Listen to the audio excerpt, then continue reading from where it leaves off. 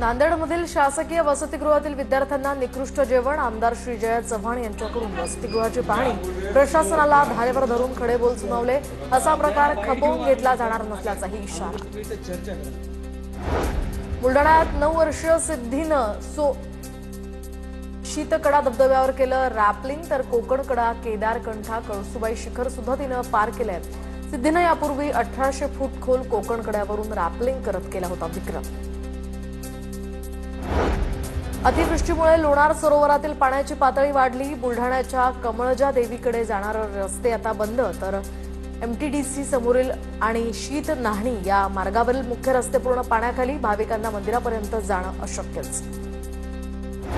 देवीच्या junior सेलरची rifle चोरी झाल्याचं प्रकरण पोलिसांच्या 20 पेक्षा अधिक पथकांकडून 2 आरोपींचा शोध सुरू।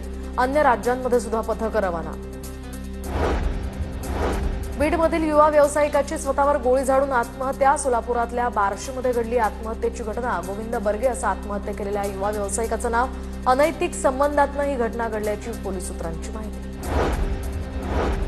पुण्याप्रमाणे पनवेलमध्ये सुद्धा गँग वॉर तथाकथित गोल्डन मॅन अनिकेत म्हात्रेकडून गुंड राजकुमार म्हात्रेवर जीवघेणा हल्ला। पनवेलमधील खुटारी गावातला धक्कादायक प्रकार। अनिकेत म्हात्रेसह 11 जणांवर गुन्हा। बीडमध्ये आणखी एक हुंडाबळी। लग्नाच्या 2 महिन्यातच मुलीला सासरच्यांकडून जाच। विहिरीत आढळला नवविवाहितेचा मृतदेह। माहेरहून पैसे आणण्यासाठी सासरच्यांकडून दबाव। आत्महत्येस प्रवृत्त केल्याप्रकरणी सासरच्यांविरोधात गुन्हा दाखल। पावसानं विश्रांती घेतल्यानंतर गोदावरीच्या पाणी पातळीत घट। रामकुंड परिसरातील परिस्थिती हळूहळू पूर्वपदावर। दुतोंड्या मारुतीच्या तळापर्यंत या ठिकाणी पाणी आलं। भाविकांसह पर्यटकांची रामकुंड परिसरात मोठी गर्दी। 2 भोंदूबाबांनी एका व्यावसायिकाला लुबाडलं। वाशिमच्या कारंजा शहरातली घटना सीसीटीव्ही कॅमेऱ्यात कैद। व्यावसायिकाला बोलण्यात गुंतवून 60,000ची अंगठी लंपास।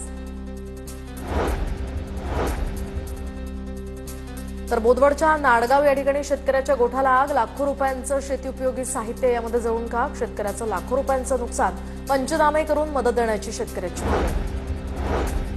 मुक्ताईनगर तहसील कार्यालय घाणीच्या विळख्यात। नागरिकांच्या आरोग्याचा प्रश्न ऐरणीवर। तातडीनं स्वच्छता करण्याची ही मागणी।